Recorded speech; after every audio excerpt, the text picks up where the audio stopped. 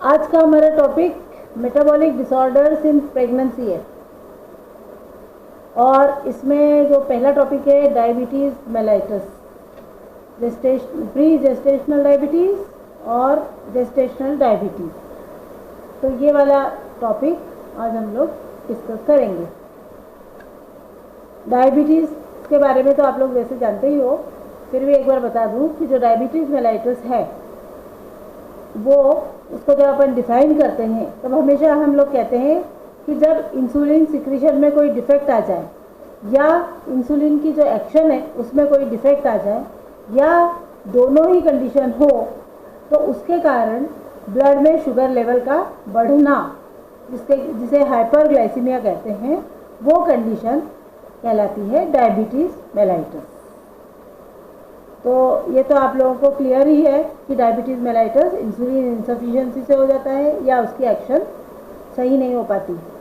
अब क्या देखा जाता है कि ये जो डायबिटीज़ है, ये यदि पहले ऐसा था कि डायबिटीज़ जो डिसीज़ थी उसका कोई इलाज नहीं था, इस कारण से 1922 तक यदि कोई लेडी जिसको डायबिटीज़ है और वो प्रेग्नेंट हो जाए गलती से भी, तो ऐसा माना जाता था कि अब 65% तो मदर की मॉर्टेलिटी का रेट होगा और फिर जो भी बेबी होगा, यदि मतलब जो मदर बच गई 35%, उनके जो बेबी रहते हैं उसमें जो डेथ रेट है फीटस की वो सबसे ज़्यादा है और स्टिल बर्थ सबसे ज़्यादा उसके कारण देखी जाती है। तो इस तरह से 1922 के पहले तक डायबिटीज़ यदि किसी लेडी को हो तो उसको प्रेग्नेंट होना नहीं चाहिए, ऐसा कहा जाता था। पर जब 1922 में इंसुलिन की डिस्कवरी हुई उसके बाद से सिनेरियो चेंज हो गया और अब डायबिटिक मदर होने के बाद भी कोई प्रॉब्लम, मतलब प्रॉपर मॉनिटरिंग की जाए, प्रॉपर केयर की जाए तो नॉर्मल प्रेगनेंसी हो सकती है और नॉर्मल बेबी का जन्म हो सकता है। अब आजकल क्या हो गया है कि ज़रूरी नहीं है कि डायबिटिक मदर ही हो, तो आज का जो सिचुएशन है उसके हिसाब से जो मदर है, प्रेग्नेंट मदर, उसमें दो तरह के डायबिटीज़ देखे जा सकते हैं। एक कहलाता है प्री जेस्टेशनल डायबिटीज़ और दूसरा कहलाता है जेस्टेशनल डायबिटीज़। अब ये जो दोनों कंडीशंस हैं इसका मतलब क्या, तो वो बता दूँ। सबसे पहले आता है pre gestational diabetes. Pre gestational diabetes का मतलब है कि ऐसी मदर जो कि प्रेगनेंसी के पहले ही क्या थी, डायबिटिक थी, इसलिए प्री लिखा है। और जेस्टेशनल पीरियड मतलब प्रेगनेंसी वाला, तो जो लेडी को पहले से ही डायबिटीज़ थी और वो प्रेग्नेंट हो गई तो उसको प्री जेस्टेशनल डायबिटीज़ कहा जाता है।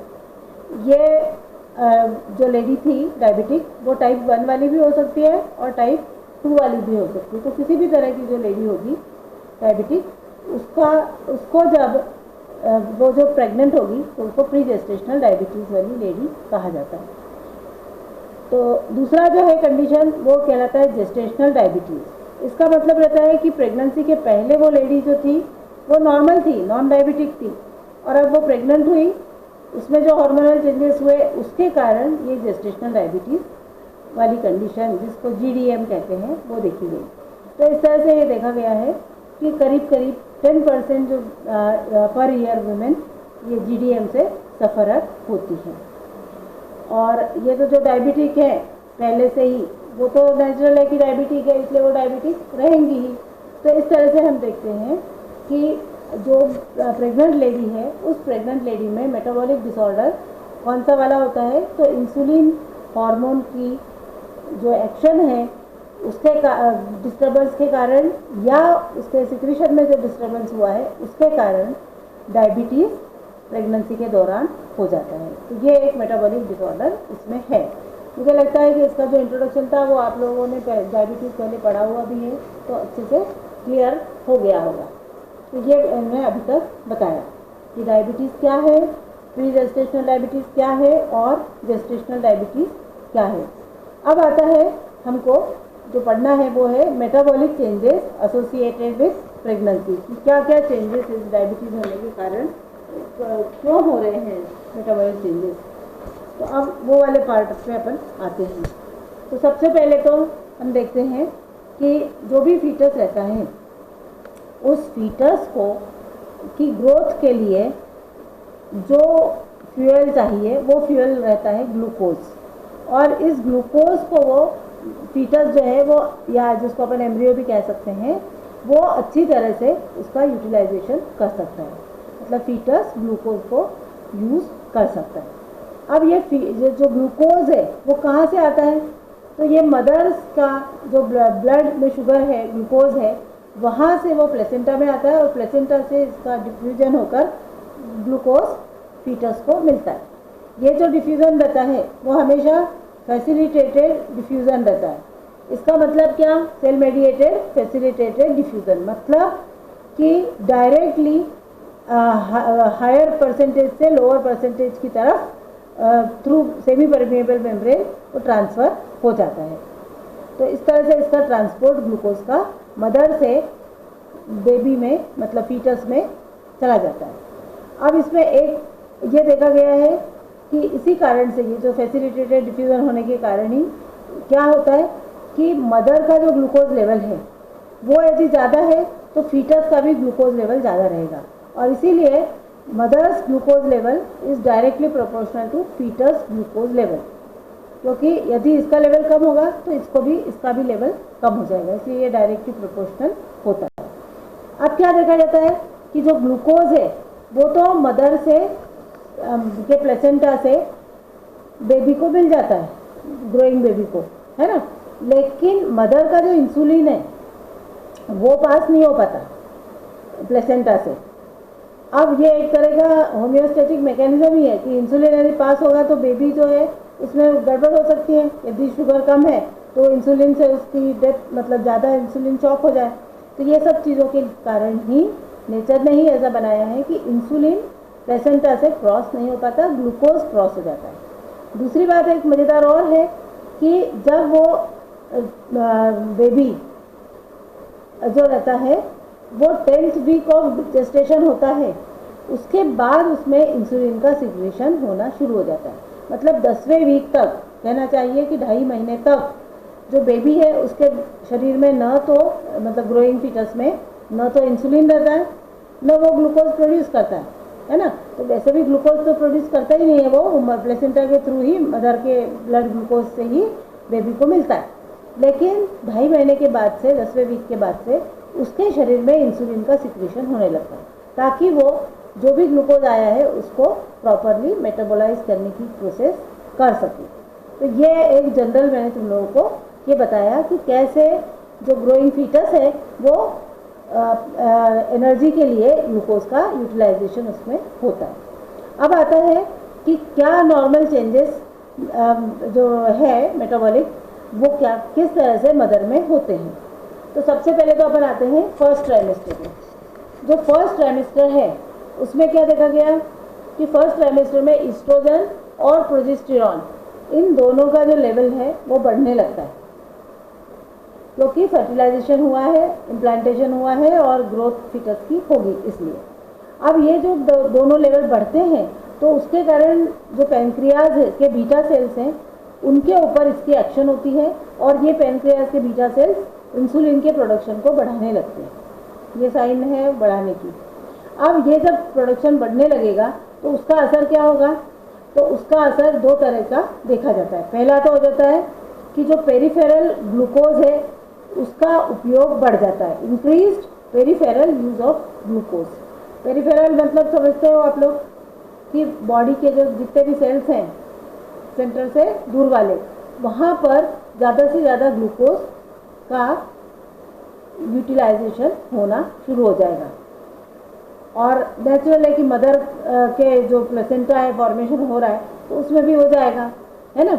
दूसरा क्या हो जाता है कि इंक्रीज टिश्यू ग्लाइकोजन स्टोर्स, इसी तरह से बॉडी के अंदर जो ग्लाइकोजन स्टोर्स हैं वो भी बढ़ने लगते हैं, लेकिन जो हिपैटिक ग्लूकोज का जो प्रोडक्शन है वो कम होने लगता है। तो ये तीन चीज़ें इसमें देखी जाती है।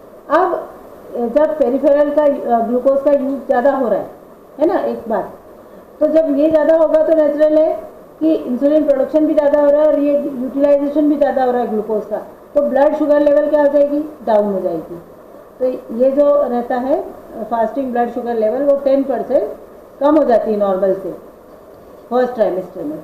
दूसरा, ये ब्लड ग्लूकोज लेवल का कम होने का कारण ये दो भी है कि ग्लाइकोजन स्टोर्स बढ़ रहे हैं और हिपेटिक ग्लूकोज का प्रोडक्शन कम हो रहा है, तो इसलिए भी ये ब्लड ग्लूकोज लेवल कम हो जाता है।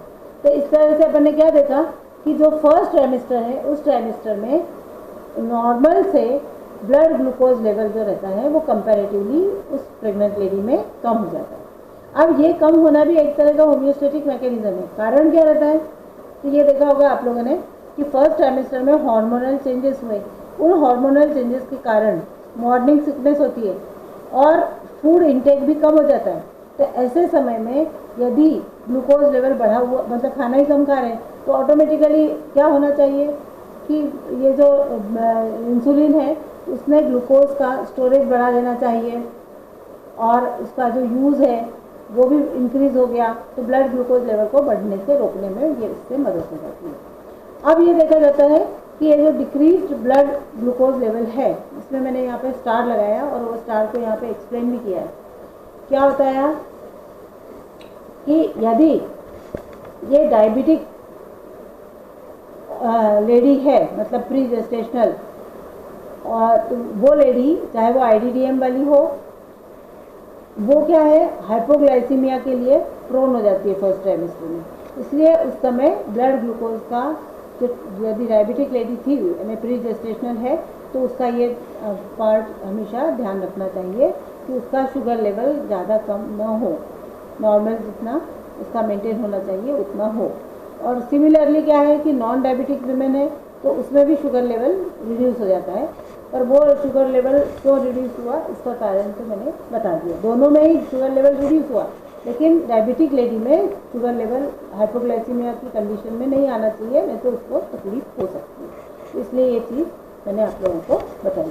तो ये मुझे लगता है आप लोगों को क्लियर हो गया होगा कि किस तरह से जो फर्स्ट ट्राइमेस्टर है उसमें नॉर्मल जो मेटाबॉलिक प्रोसेस है और उसमें जो चेंजेस आ रहे हैं उसमें क्या चेंजेस आए।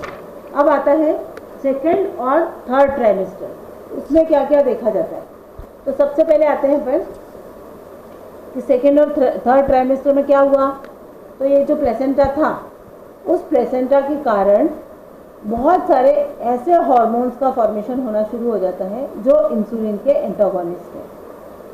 यहाँ पर मैंने लिखा है कि placenta rising levels of human placental जो हार्मोन्स है, जैसे इसमें लैक्टोजन भी एक है, एस्ट्रोजन भी है, प्रोजेस्टेरॉन भी है, प्रोलैक्टिन है, कॉर्टिजोल है और इंसुलिनेज है।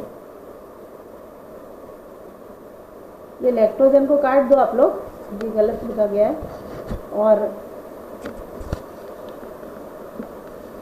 एस्ट्रोजन, प्रोजेस्टेरॉन, प्रोलैक्टिन, कॉर्टिजोल और इंसुलिनेज, ये जो एंजाइम्स हैं, ये जो हार्मोन्स हैं, ये तो हार्मोन नहीं है, ये एंजाइम है, तो इसके कारण ये सब चीज़ें बढ़ने लग जाती है। ये जो चीज़ें हैं ये क्या है, इंसुलिन के एंटागोनिस्ट है। एंटागोनिस्ट का मतलब तो जानते हो कि विरुद्ध काम करने वाला। जब इंसुलिन के विरुद्ध ये काम करेंगे मतलब क्या कि ब्लड शुगर लेवल को बढ़ाने लग जाएंगे, है ना। कैसे बढ़ाएंगे, तो इंसुलिन के लिए रेजिस्टेंस को बढ़ा देंगे। सबको मालूम है कि इंसुलिन जो रहता है वो मेटाबॉलिज्म ग्लूकोज का हो उसके लिए ज़रूरी है, सेल्स के अंदर फिर अपटेक होगा यदि इंसुलिन प्रॉपर अमाउंट में हो तो, और वो ग्लूकोज मेटाबोलाइज हो जाएगा। तो जब इंसुलिन का रेजिस्टेंस ही बढ़ जाएगा तो सेल्स के अंदर ग्लूकोज जा नहीं पाएगा और उसके कारण रेजिस्टेंस जो है वो बढ़ गया है, और इसी के कारण इस चीज़ को कहा जाता है डायबिटोजेनिक इफेक्ट। तो ये डायबिटोजेनिक इफेक्ट इस इंसुलिन एंटागोनिस्ट जो हार्मोन्स सिक्रीट हुए और जो एंजाइम भी सिक्रीट हुआ, किसके कारण, तो ये प्लेसेंटा की जो ग्रोथ हुई और उन्होंने जो हार्मोन्स सिक्रीट किए उसके कारण। अब उसके कारण क्या देखा गया, तो उसके कारण ग्लूकोज पेयरिंग मैकेनिज्म हुआ, क्योंकि इंसुलिन जो है वो ग्लूकोज की अपटेक को रोक रहा है, डायबिटोजेनिक है मतलब ब्लड शुगर लेवल को बढ़ा रहा है। अब वो बढ़ा रहा है तो ग्लूकोज जो स्पेयरिंग मैकेनिज्म कैसा हुआ कि जो ग्लूकोज था वो किस तरह से काम करेगा ये बता रहे।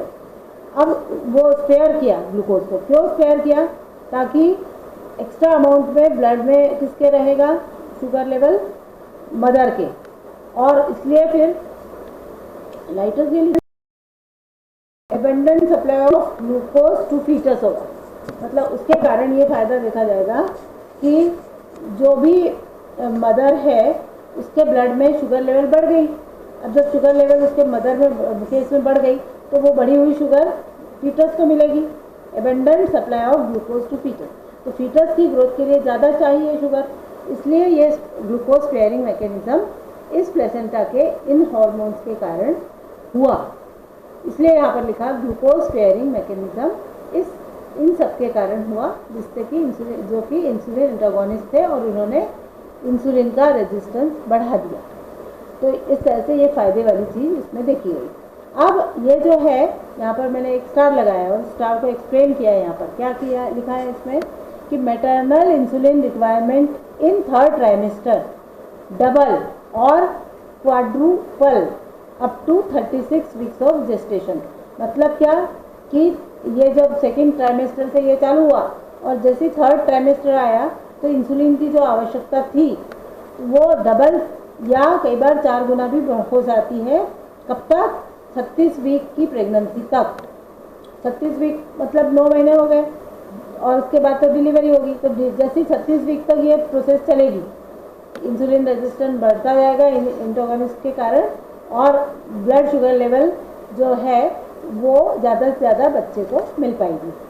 ब्लड में शुगर ज़्यादा से ज़्यादा मिलेगी ताकि बेबी का ग्रोथ ज़्यादा से ज़्यादा हो। तो ये थर्ड ट्राइमेस्टर में इस तरह से ये, क्योंकि थर्ड ट्राइमेस्टर में सबसे ज़्यादा ग्रोथ होती है, तो इस तरह से ये ग्लूकोज स्पेयरिंग मैकेनिज्म के कारण ये कंडीशन देखी जाती है। अब क्या आता है कि बर्थ हो जाती है बच्चे की। अब बर्थ के समय नेचुरल है कि प्लेसेंटा जो था वो बाहर निकल गया, expulsion of placenta at birth. अब उसके कारण क्या हुआ, जब प्लेसेंटा ही नहीं रहा तो ये जो एंटागोनिस्ट प्लेसेंटल हार्मोन्स थे वो सब क्या हो गए, ड्रॉप हो गए उनकी लेवल।